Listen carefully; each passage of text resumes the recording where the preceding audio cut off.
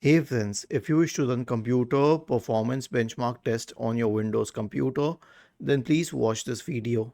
The command is winsat space prepop. Okay, I'll share it in the description section of the video.